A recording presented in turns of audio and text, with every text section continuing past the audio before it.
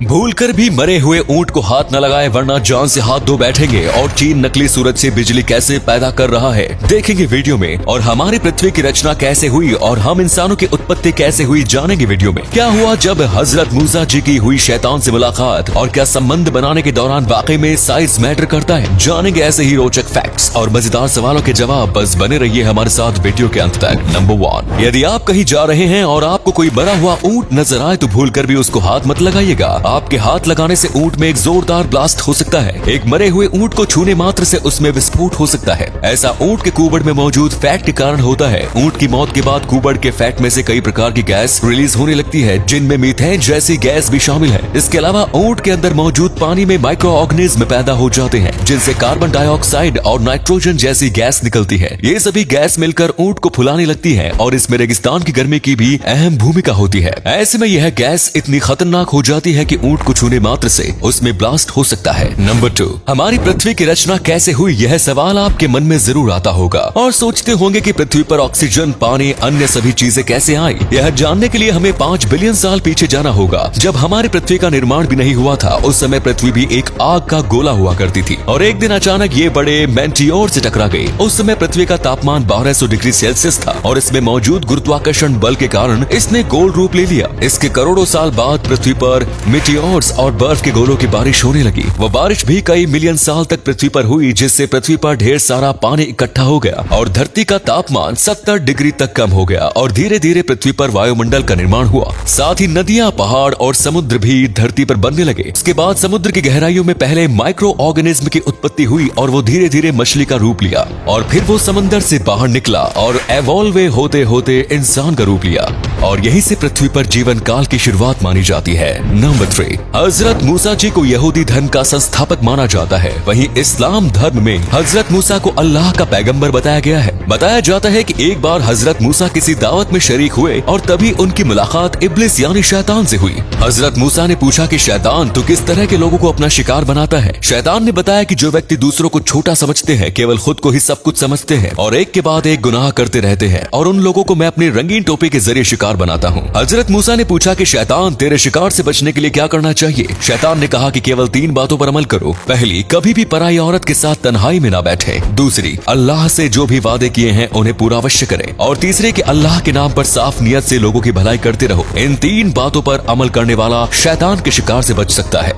Number 4, cricket के मैदान में अक्सर खिलाड़ियों के बीच नोक झोंक होती रहती है, लेकिन पूर्व कप्तान और वर्तमान में भारतीय क्रिकेट टीम के कोच राहुल द्रविड़ को मैदान पर अक्सर शांत ही देखा गया है। लेकिन साल 2006 में कुछ ऐसा हुआ जिस कारण द्रविड़ ने धोनी को खूब डांटा था। उस समय लंबे समय के बाद भारतीय टीम पाकिस्तान के दौरे पर गई थी और ये धोनी का पहला पाकिस्तानी दौरा था। मैच के दौरान धोनी ने एक खराब शॉट खेला और फील्डर को कैच थमा बैठे। इसके बाद द्रविड़ ने धोनी को डांटा कि ऐसे शॉट खेलते हैं क्या, तुम्हें मैच पूरा खत्म करके आना चाहिए था। अगले मैच में धोनी फिर मैदान पर उतरे और आराम से खेलते हुए टीम को जीत दिलाई। जब सहवाग ने धोनी से पूछा कि उन्होंने कोई बड़ा शॉट क्यों नहीं खेला, तो धोनी ने कहा कि वे दोबारा राहुल द्रविड़ से डांट नहीं सुनना चाहते थे। नंबर 5, एक और जहां हमारे देश में इंसानों को नौकरी नहीं मिल रही है, वहीं कैटबॉक्स नाम की कंपनी ने एक बिल्ले को अपना मैनेजर बनाया हुआ है। ये कंपनी लोगों के लिए कस्टमाइज्ड गिफ्ट्स बनाती है। इस कंपनी की मैनेजर एक बिल्ला है जिसका नाम बोजुलिका है। सभी इस बिल्ले को बॉस कहकर बुलाते हैं। इस पद के लिए 700 से ज्यादा बिल्लों के आवेदन आए थे, जिनमें से इस बिल्ले को शॉर्टलिस्ट किया गया था। ये बिल्ला अपनी कंपनी के लिए ब्रांड एंडोर्समेंट का काम करता है। साथ ही सुबह आकर सभी स्टाफ को मोटिवेट और इंस्पायर करता है। इसके अलावा कई बार कंपनी द्वारा की जा रही गिफ्ट्स की पैकेजिंग जैसी सभी चीजों पर ये बिल्ला पूरी निगरानी रखता है। आपको जानकर हैरानी होगी कि अमेरिका में साल 2016 में एक बिल्ली ने प्रेसिडेंशियल इलेक्शन के लिए फॉर्म तक भरा था। नंबर 6, चीन हमेशा से ही नकली चीजें बनाने में माहिर रहा है, लेकिन क्या किसी ने सोचा था कि वो एक दिन नकली सूरज भी बना डालेगा। पिछले काफी समय से चीन कृत्रिम सूर्य बनाने की ओर काम कर रहा है। ये सूरज असली सूरज से 10 से 15 गुना अधिक शक्तिशाली बताया जा रहा है, जो सूर्य की तरह ही न्यूक्लियर फ्यूजन के आधार पर काम करेगा। असली सूर्य का तापमान 15 मिलियन सेल्सियस है, लेकिन चीन के इस नकली सूरज का तापमान 160 मिलियन सेल्सियस तक पहुंच दिया है। चीन का कहना है कि इस प्रोजेक्ट के पूरा होने के बाद उसकी एनर्जी की पूरी आपूर्ति इसी के जरिए हो सकेगी। साथ ही इसके जरिए वह दुनिया के अन्य देशों में भी बिजली की आपूर्ति करेगा। लेकिन यह नकली सूरज ना जाने कौन कौन सी नई तबाही लेकर आएगा, इसके बारे में कुछ भी कहना मुश्किल है। और अगले फैक्ट पर जाने से पहले इस फोटो को ध्यान से देखिए और बताइए कि आपको किस एक्टर का फोटो दिखाई दे रहा है। इससे पता लगेगा आपका दिमाग और आपकी आंखें कितनी तेज हैं। मिलते हैं आपको 5 सेकेंड्स।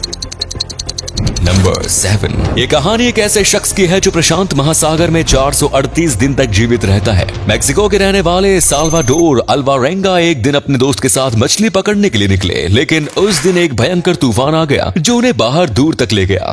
तूफान के कारण उनके नाव में लगी मोटर ने काम करना बंद कर दिया और रेडियो सिग्नल भी खराब हो गए। इसके बाद वे दोनों समुद्री जानवरों को जिंदा खाकर अपनी जिंदगी व्यतीत करते रहे। वे मछलियों और कछुए के खून से अपनी प्यास बुझाते या फिर अब पेशाब पी लेते। 4 महीने बाद अल्वारेंगा के दोस्त की मौत हो जाती है, लेकिन वह अकेला हार नहीं मानता। लगभग 14 महीने यानी पूरे 438 दिन के बाद अल्वारेंगा को एक टापू नजर आता है और उसे अपनी जिंदगी की नई उम्मीद नजर आती है। वापस आने के बाद अल्वारेंगा ने एक किताब लिखी जिसमें उन्होंने अपने 438 दिन की पूरी कहानी बयां की। नंबर 8। अक्सर लोगों के मन में सवाल आता है कि क्या संबंध बनाने के दौरान उनके लिंग के साइज का कुछ फर्क पड़ता है। यह सवाल गूगल पर हर साल करोड़ों लोग सर्च करते हैं और इसका जवाब है नहीं। किसी भी पुरुष के पेनिस के साइज से संबंध के दौरान उसकी परफॉर्मेंस पर कोई भी असर नहीं पड़ता। रिसर्च के दौरान ये बात सामने आई है कि 50% से अधिक पुरुष अपने लिंग की साइज से संतुष्ट नहीं होते और कई बार इसी सोच के कारण बेडरूम में उनका परफॉर्मेंस ज्यादा अच्छी नहीं होती। आपको बता दें कि एक महिला को संतुष्ट करने के लिए 2 इंच का लिंग भी काफी है, क्योंकि उससे ज्यादा अंदर जाने पर महिला को कुछ भी महसूस नहीं होता। हालांकि बड़े साइज की मूड पर असर जरूर पड़ता है, लेकिन सेक्स के दौरान साइज नहीं बल्कि स्टेमिना मैटर करता है और इसीलिए आपको लिंग के साइज के बजाय अपना स्टेमिना बढ़ाने पर ज्यादा ध्यान देना चाहिए। तो उम्मीद है आपको ये वीडियो पसंद आई होगी। अगर आए तो लाइक कीजिए, शेयर कीजिए, कमेंट्स कीजिए। धन्यवाद।